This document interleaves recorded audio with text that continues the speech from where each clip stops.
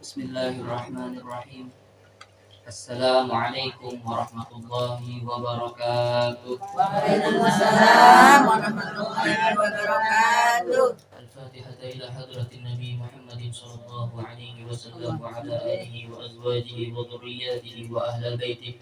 ثم إلى محاجر الله أحمد بن عيسى وسيدنا مصطفى العظيم الفقيه المبلغ محمد بن علي البعلوي وسيدنا القطبي رباني الشيخ عبد القادر الجيلاني ثم إلى الشيخ سلمان بن عبد الكريم المدني وأصولهم وفروعهم ثم إلى الشيخ نووي بن عمر البدني ثم إلى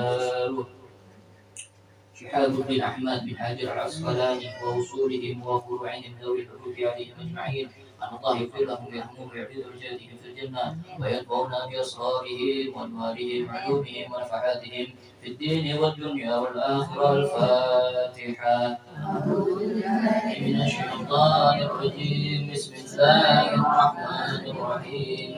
الحمد لله رب العالمين الرحمن الرحيم مالك يوم الدين إياك نعبد وإياك نستعين اهدنا الصراط المستقيم صراط الذين أنعمت عليهم غير المغضوب عليهم ولا الضالين آمين. بسم الله الرحمن الرحيم. نويت التعلم والتعليم ونفع الانتفاع والاستفادة والتذكر والتذكير والحصول التمسك بكتاب الله وسنة رسوله والدعاء إلى الهدى والدلالة إلى الخير اتباع وجه الله رضاه والثواب.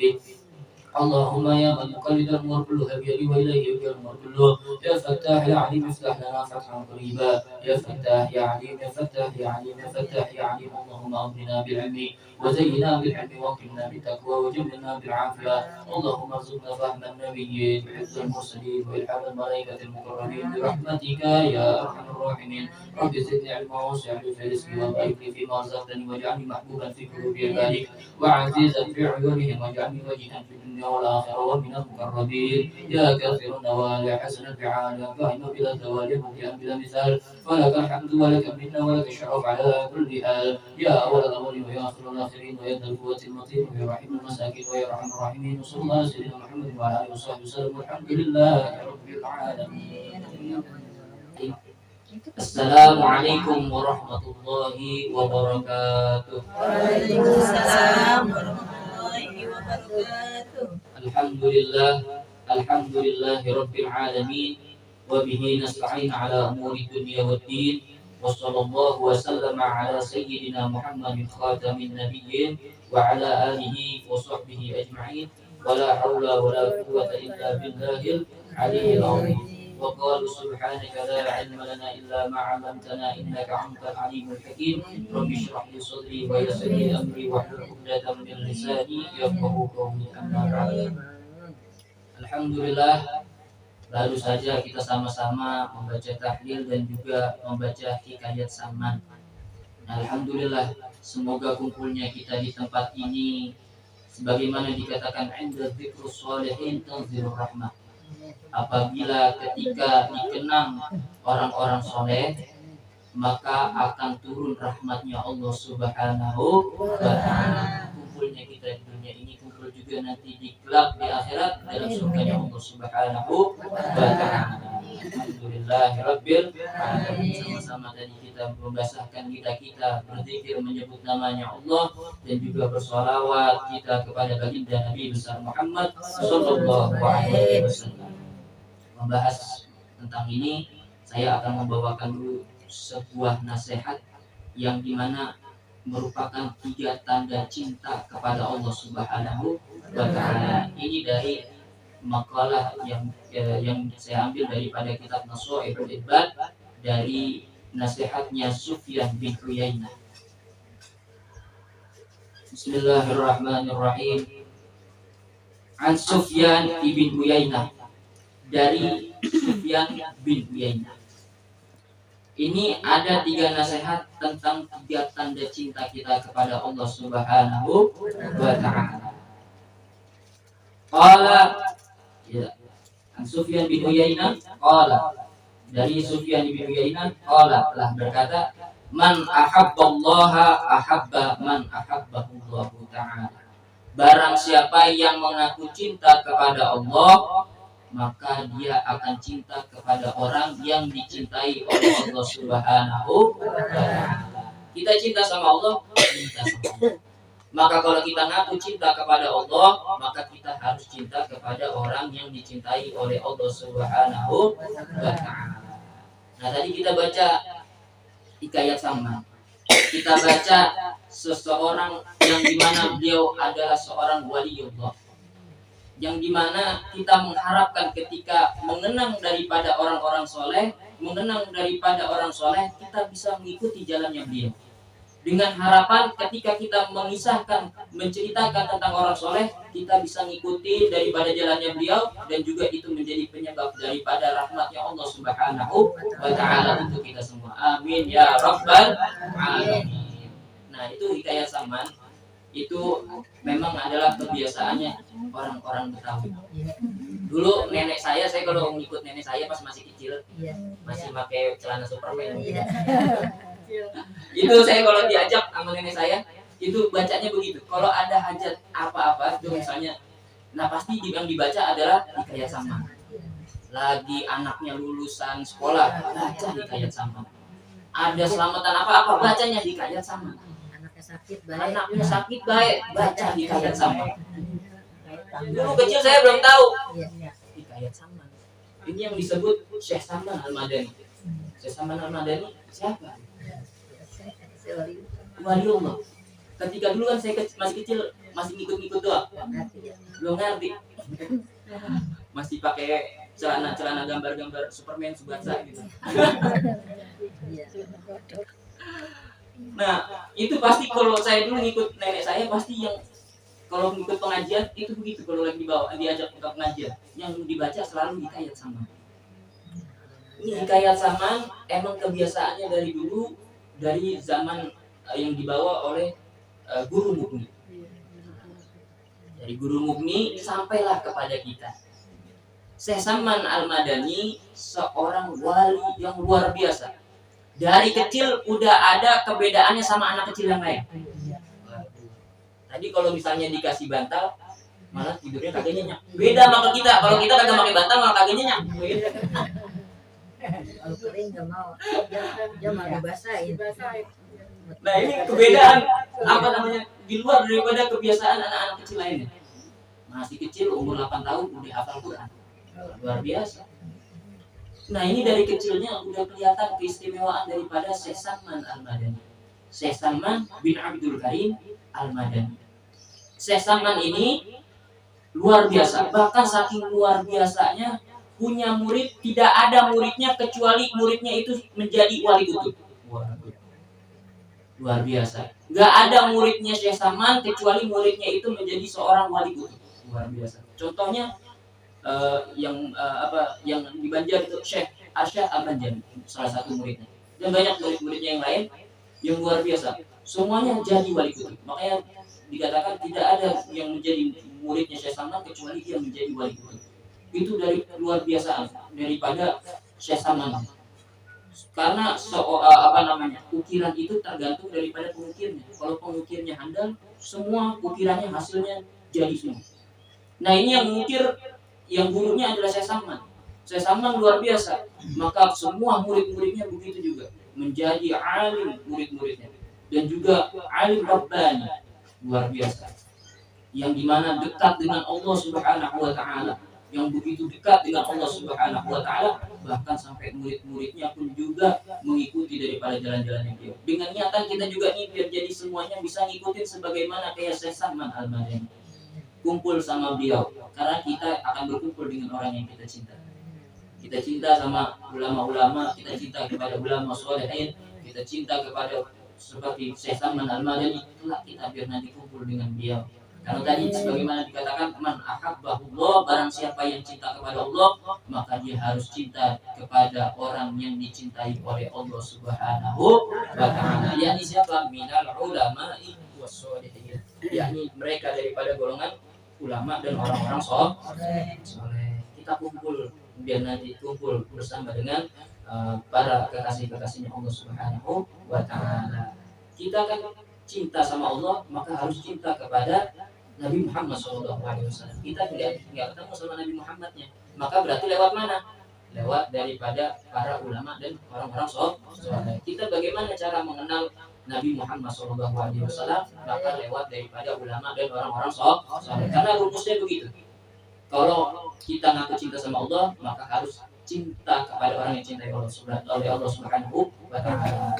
Maka kalau cinta sama Allah harus lewat cinta kepada baginda Nabi besar Muhammad. Untuk cinta kepada baginda Nabi besar Muhammad lewat daripada belajar kepada ulama dan juga kepada orang-orang soleh. Lewat daripada ulama maka sampailah kita yang dimana ulama tersebut daripada gurunya terus sampai bersambung kepada baginda Nabi besar Muhammad Sallallahu Alaihi Wasallam dalam keilmuannya, lalu biar sampailah cinta kita kepada Allah Subhanahu wa Ta'ala.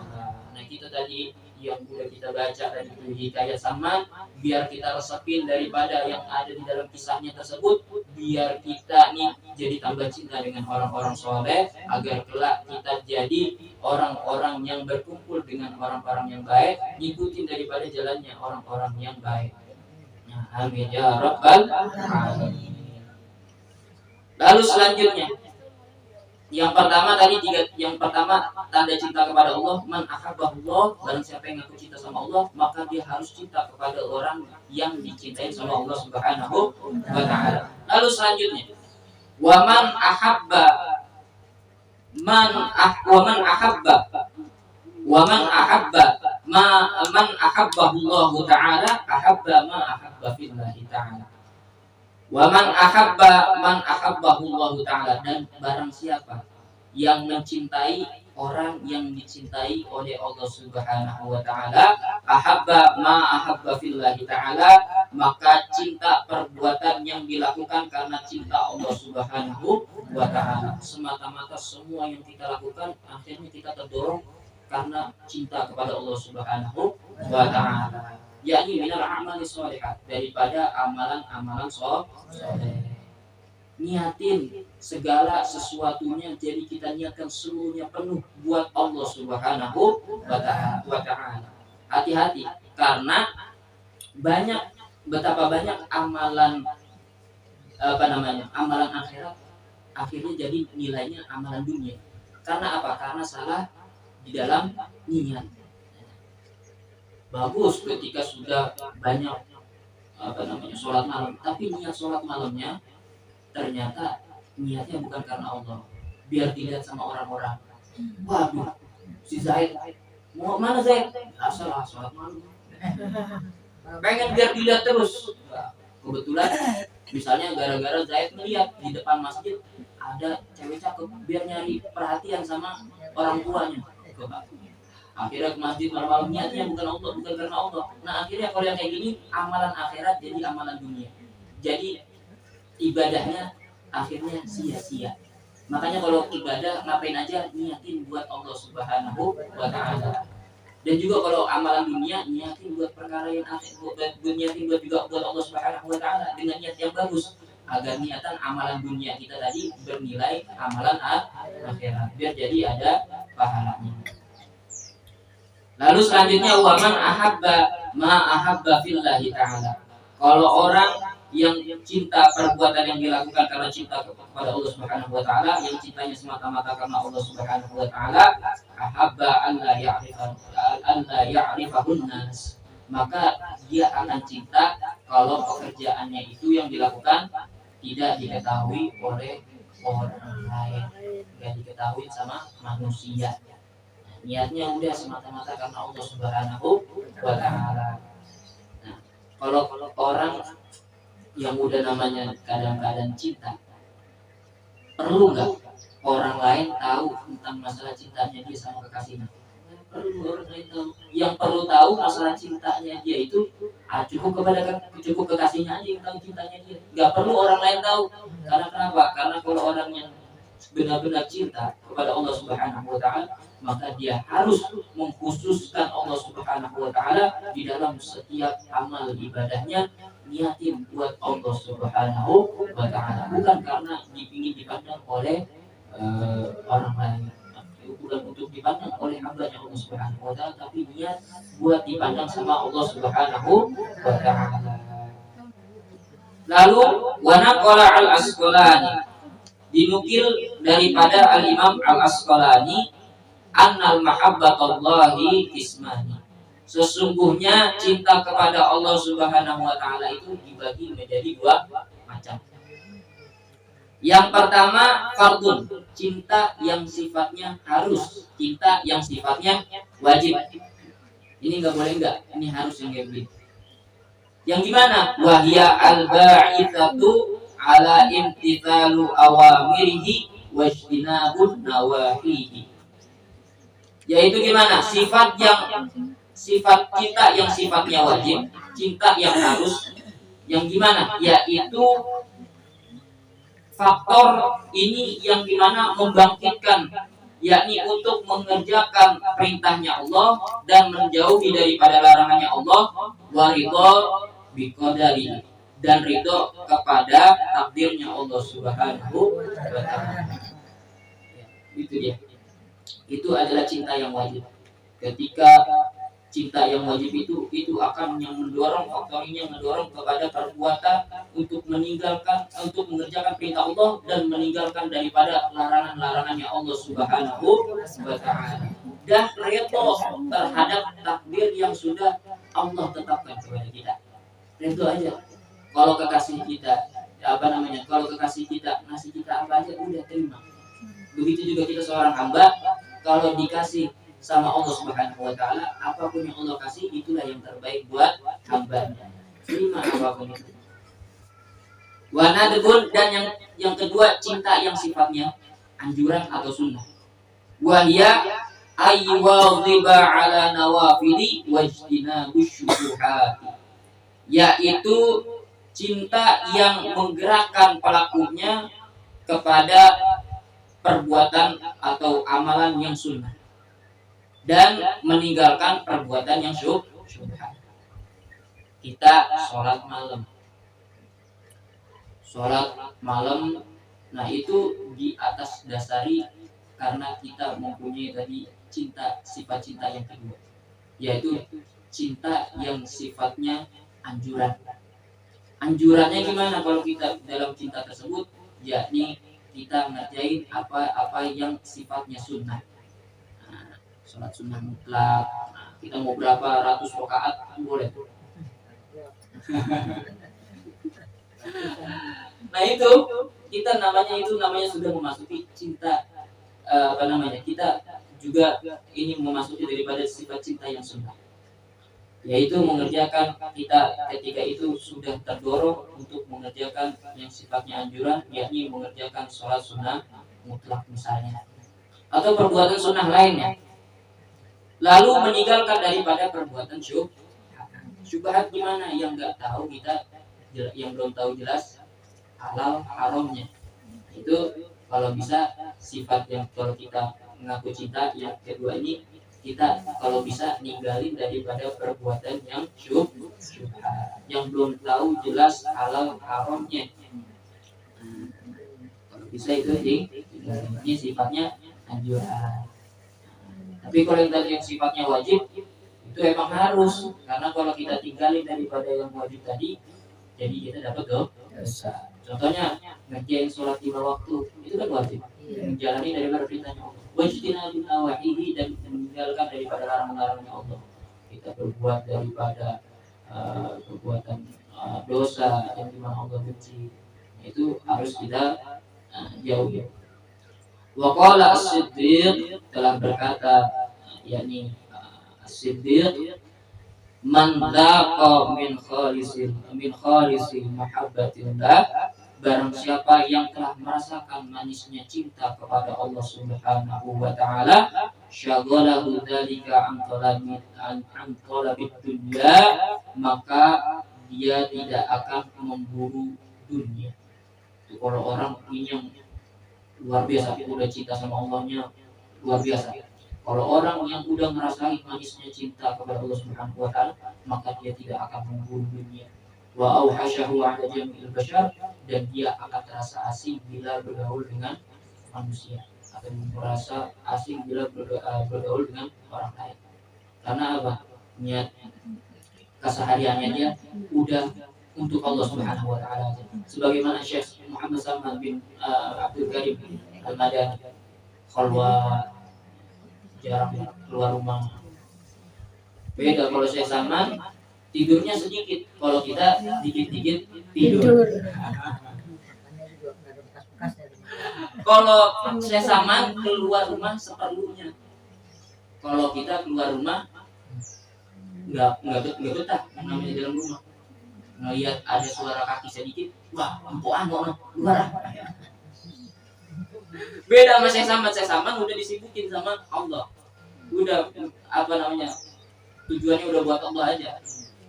Buat dia ngajar ilmu dan juga halwa, udah niatinnya udah buat Allah aja kehidupannya. Nah kalau kita beda, masih terganggu dengan perkara dunia. Ada kaki sedikit, wah si puan mama ada ngobrol dulu. Ada tukang roti, totet, bang berhenti bang. Beda ceritanya kita sama beliau makanya yang penting kita ada cinta kepada beliau, biar gimana hakikatul mahabbah al-ittiba. Hakikatnya cinta itu mengikuti. Kalau kita cinta sama orang-orang soleh, kita bakal ngikutin daripada jalannya orang-orang soleh. Nah itu ikuti daripada saya sama ini sendiri daripada contoh sama menyatakan apa yang kita kumpul di tempat ini, kumpul juga nanti di akhirat bersama dengan baginda Nabi Muhammad Sallallahu Alaihi Wasallam. Alhamdulillah. Semoga tadi dengan dibacakan daripada hikayat Salman, semoga apa yang ada menjadi hajat-hajat yang ada dalam hati kita itu nanti dikabulkan sama Allah Subhanahu wa taala. Tadi apa gitu hajatnya? Pulang umroh tadi puasa tuh selamat pulang pergi. Anaknya Siapa itu? namanya Dian Alfia. Terus selanjutnya ada terbaru. Ada ini supaya dijodoh nih kan. Deketin Oh, jodohnya. dekat Jodoh jodohnya. dapet jodoh. Kita doain semua biar jadi Udah dekat jodohnya. supaya Bismillah kita doain lah. supaya ini Ala hadhihi niyyah wa bikum niyyatun salihah. Wa ila hadratin Nabi Mustafa sallallahu alaihi wasallam. Al-Fatihah.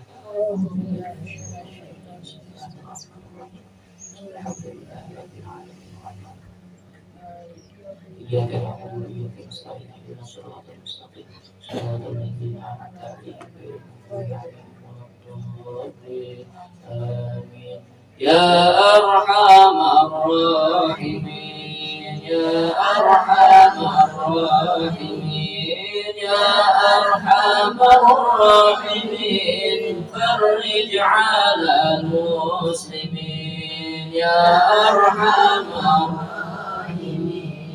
يا أرحم الراحمين يا أرحم الراحمين فرج على المسلمين يا ربنا يا كريم يا ربنا يا رحيم أنت الجواد الحليم وأنت نعم المعين يا أرحم يا أرحم الراحمين يا أرحم الراحمين فرج على وليس نرجو سواك فادرك إلهي دراك قبل الفناء والحلاك يعم الدنيا والدين يا أرحم يا أرحم الراحمين يا أرحم الراحمين فرج على وما لنا ربنا سواك يا حسبنا يا ذا العلا والغنى ويا قوي يا متين يا أرحم الراحمين يا أرحم الراحمين يا أرحم الراحمين فرج على المسلمين ثم الصلاة والسلام على شفيع الأنام والآل نعم الكرام وصحبه والتابعين يا أرحم الراحمين يا أرحم الراحمين يا أرحم الراحمين فرج على اللهم صل على سيدنا محمد وعلى ال سيدنا محمد اللهم اغفر لنا واجمعنا مع حبيبك محمد النبي المختار واجمعنا في الدنيا مع الأسياء وينقذنا من السيئات اللهم احفظنا من الشر وسلمنا في الدنيا والآخرة اللهم إنا نحن الرقاء والبرود لكلامنا والحنان على قلوبنا والجمال لكرامتنا ربنا يا أرحم الراحمين اللهم ارحم على صاحب هذا البيت وكذلك علينا والحاضرين الجالسين اللهم صل على سيدنا محمد وعلى سيدنا محمد فيا ربنا قرب علينا كل بعيد يسر لنا كل عسير حقق علينا كل رجاء جب لنا كل دعاء اللهم صل على سيدنا محمد وعلى ال سيدنا محمد اللهم اجعلنا نورا في لساننا واجعلنا نورا في قلوبنا واجعلنا نورا في جسدنا واجعلنا نورا في سمعنا واجعلنا نورا في بصرنا ربنا آتنا في الدنيا حسنة وفي الآخرة حسنة وقنا عذاب النار وادخلنا جنة مع الأبرار يا عزيز يا غفار يا رب العالمين سبحان ربك رب العزة عما يصفون وسلام على المرسلين والحمد لله رب العالمين والسلام عليكم ورحمة الله وبركاته.